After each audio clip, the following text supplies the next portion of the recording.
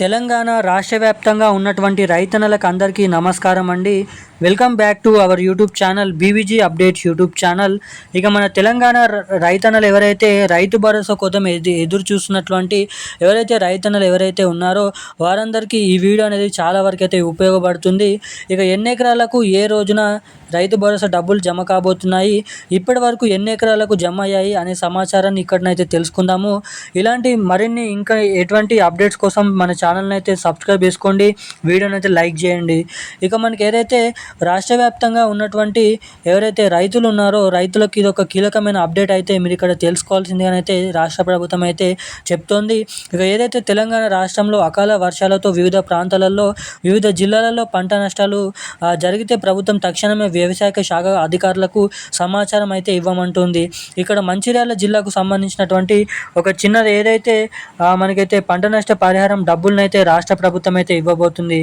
అంటే ఎవరికైతే పంట నష్ట పరిహారం ఎవరైతే రైతు పంట పొలాలు అకాల వానల వల్ల పంట నష్టం జరిగితే మీ దగ్గరే ఉన్నటువంటి రైతు సహాయక కేంద్రాల్లోకి వెళ్ళి అక్కడనైతే చెప్పండి, మీకు నష్టపరిహారం డబ్బులు అనేది మన ప్రభుత్వం అయితే ఇవ్వబోతుందన్నట్లు సమాచారం అయితే ఉంది. అది ఏ పంట అయినా సరే, ఎటువంటి పంట అయినా సరే మీరైతే డబ్బులు అనేది ఇక్కడ నష్టపరిహారం డబ్బులు అయితే మనమైతే ఇక్కడ పొందవచ్చు.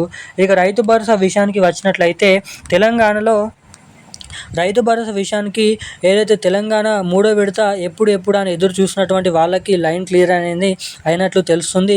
ప్రభుత్వం ఒక స్టేట్మెంట్ అనేది ఇచ్చింది. తెలంగాణ రాష్ట్రం ఇప్పటికే 12,000 కోట్ల రూపాయల నిధులను మనకైతే అప్పు అనేది అడిగింది ఆర్బీఐకి, రిజర్వ్ బ్యాంక్కి ఏదైతే పంపిందన్నమాట. ఈ ప్రతిపాదనను ఏదైతే రిజర్వ్ బ్యాంకు విడతల వారీగా అంటే ఈ యొక్క మే నెలలో బహుశా 2 విడతల్లో అంటే 600 కోట్ల రూపాయల నుంచి లేదంటే 400 కోట్ల రూపాయలు మూడో విడతల్లో రాష్ట్ర ప్రభుత్వానికి మంజూరు చేసే అవకాశాలు అయితే ఉన్నట్లు సమాచారం అయితే తెలుస్తుంది. ఇక ఇవైతే విడుదల అయినట్లు కూడా ప్రభుత్వం అయితే స్పష్టంగానైతే తెలియజేయడం అయితే జరిగింది. మనకి ఇక డబ్బులు సమకూరినప్పటికీ నిధులు అనేది సరిపోయినప్పటికీ మరి తెలంగాణలో ఈ మూడో విడతకు సంబంధించినటువంటి రైతు భరోసా డబ్బులు ఇంకా ఎప్పుడు జమ చేస్తారు, ఇక మూడో విడత, రెండో విడత, మొదటి విడత రైతు భరోసా డబ్బులు జమ కానటువంటి వారి పరిస్థితి ఏంటో ఈ వీడియోలో తెలుసుకుందాము. అంతకంటే ముందు వీడియోని తప్పకుండా లైక్ చేయండి, మన ఛానల్ని సబ్స్క్రైబ్ చేసుకోండి, వీలైనంత మందికి ఈ వీడియోని అయితే షేర్ చేయండి. చాలామంది వీడియోని చూస్తున్నారు కానీ వీడియోని లైక్ చేయడం లేదు, మన ఛానల్ని అసలుకే సబ్స్క్రైబ్ చేసుకోవడం లేదు.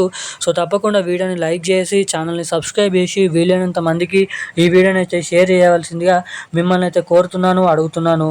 ఇక మనం వివరాల్లోకి వచ్చినట్లయితే తెలంగాణ రాష్ట్ర వ్యాప్తంగా ఉన్నటువంటి రైతన్నలకి కూడా ఈ మూడో విడతకు సంబంధించినటువంటి రైతు భరోసా 5 ఎకరాల వరకు ఒకసారి ఇవ్వచ్చని, 5 ఎకరాల నుండి మిగతా వారికి రెండోసారి ఇవ్వచ్చు అనేది విశ్వసనీయ సమాచారం అయితే ఉంది.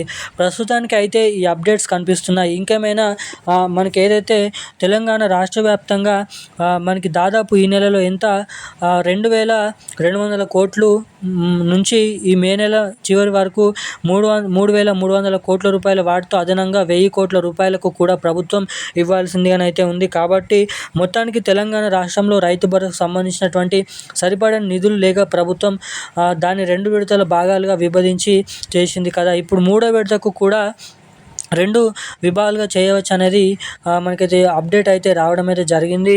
ఇక మన తెలంగాణలో దాదాపు నిజమైనటువంటి అర్హత సాధించినటువంటి రైతులకు ఈ మే నెల చివరాఖరులోపు ఏదేమైనా అర్హత సాధించినటువంటి ప్రతికి రైతుకు కూడా రైతు భరోసా నిధులను అయితే అందించాలని అప్డేట్ని అయితే రిలీజ్ చేయడం అయితే జరిగింది మన తెలంగాణ రాష్ట్ర ప్రభుత్వం.